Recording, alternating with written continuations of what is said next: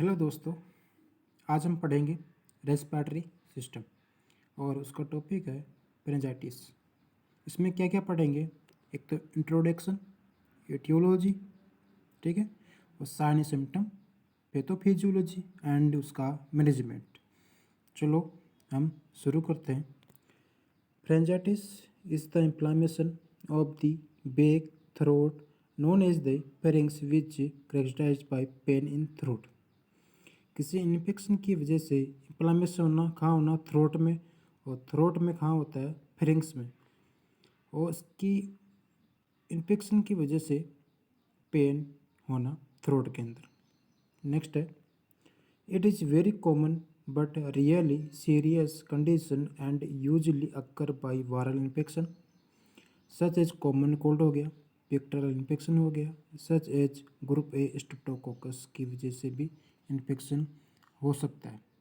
ठीक है, इसका मतलब ये होता है कि ये कंडीशन सीरियसली भी हो सकती है, जैसे कोई वायरल इन्फेक्शन की वजह से भी हो सकता है, या कोई बैक्टीरियल की इन्फेक्शन की वजह से भी हो सकता है, जैसे ग्रुप ए स्ट्रेप्टोकोकस की वजह से ये इन्फेक्शन कोज कर सकता है।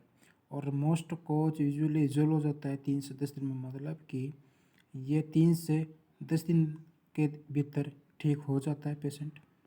ठीक है, हम पढ़ेंगे एटियोलॉजी। एटियोलॉजी में क्या क्या पढ़ेंगे? एक तो वायरल इन्फेक्शन और बैक्टीरियल इन्फेक्शन, और अदर कॉजेज पढ़ेंगे जैसे ओरल थ्रस हो गया और पुअर हाइजीन हो गया, या फिर लो इम्यूनिटी की वजह से हम ये पढ़ेंगे। ठीक है, और हम पढ़ते हैं वायरल इन्फेक्शन। इसके अंदर क्या क्या आता है? जैसे हो गया राइनो वायरस हो गया, हेरपेस सिम्प्लेक्स वायरस हो गया, एडेनो वायरस हो गया, इन्फ्लुएंजा वायरस हो गया। ठीक है, आप पढ़ेंगे बैक्टीरियल इन्फेक्शन पढ़ेंगे। ठीक है, इसमें क्या क्या आता है? जैसे स्ट्रेप्टोकोकस हो गया, जैसे गोनोरिया हो गया, क्लैमाइडिया हो गया, माइकोप्लाज्मा निमोनिया हो गया। ठीक है, और इसके आप पढ़ेंगे अपने ओरल अदर कोज में होता है ओरल थ्रस। ओरल थ्रस में क्या होता है? किसी इन्फेक्शन अगर ओरल में प्रवेश करता है, इंटर करता है, तो कहाँ जाता है? पहले माउथ में जाता है, माउथ से भी ज़्यादा थ्रोट के। जैसे इसमें कैंडिडा बैक्टीरिया होता है जो कोच है इस पर, और फैलता है, आपका कहाँ फैलता है? गले में फेंकता है, जिसलिए throat and cough infection throat के अंदर फैलता है, स्प्रेड होता है। और नेक्स्ट पढ़ते हैं अपने सेकेंड, उसका अदर कोज होता है पुअर हाइजीन और लो इम्यूनिटी होता है। ठीक है, अब नेक्स्ट पढ़ते हैं अपने पैथोफिजियोलॉजी। इसके अंदर होता है ड्यू टू कोज, किसी बैक्टीरिया की वजह से या वायरल इन्फेक्शन की वजह से ये कोज करता है। जैसे होता है एनिविजी of causative organism to the pharynx gland and mucosa. कोई भी इन्फेक्शन अगर अटैक करता है अपने थ्रोट के अंदर, जैसे ग्लैंड हो गया, मुकस हो गया और फ्रिंज, इन्फेक्शन थ्रोट में अटैक करने के बाद एंटीजन और एंटीबॉडी क्या करेगी? रिएक्शन करेगी। रिएक्शन करने के बाद हिस्टामिन और प्रोस्टाग्लैंड हार्मोन क्या होगा? रिलीज होंगे अपनी बॉडी के अंदर, और साथ में क्या करेंगे? इन्फ्लामेशन कोज करेंगे।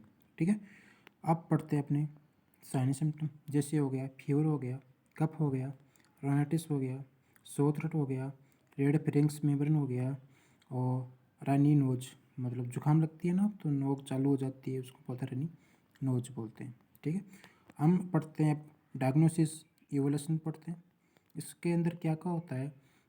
एक तो हिस्ट्री कलेक्शन, फिजिकल एग्जामिनेशन, और थ्रोट कल्चर इस पे लेते हैं अपने, और एक उसमें करते हैं CBC कर्जे से कंप्लीट ब्लड काउंट अपने ये टेस्ट करते हैं। नेक्स्ट हो गया मैनेजमेंट। मैनेजमेंट में क्या क्या होता है? जैसे मेडिकल मैनेजमेंट हो गया, इसमें आपने कुछ ऐसे ड्रग्स देंगे पेशेंट को कि वो ठीक हो सके। जैसे क्या क्या हो गया? एंटीबायोटिक्स हो गई, कॉर्टिकोस्टेरॉइड हो गया, एंटी फंगल ड्रग्स देंगे, एनाल्जेसिक देंगे, और एंटी टिश्यू एजेंट ड्रग्स उसमें हम प्रोवाइड करवाएंगे। Thank you.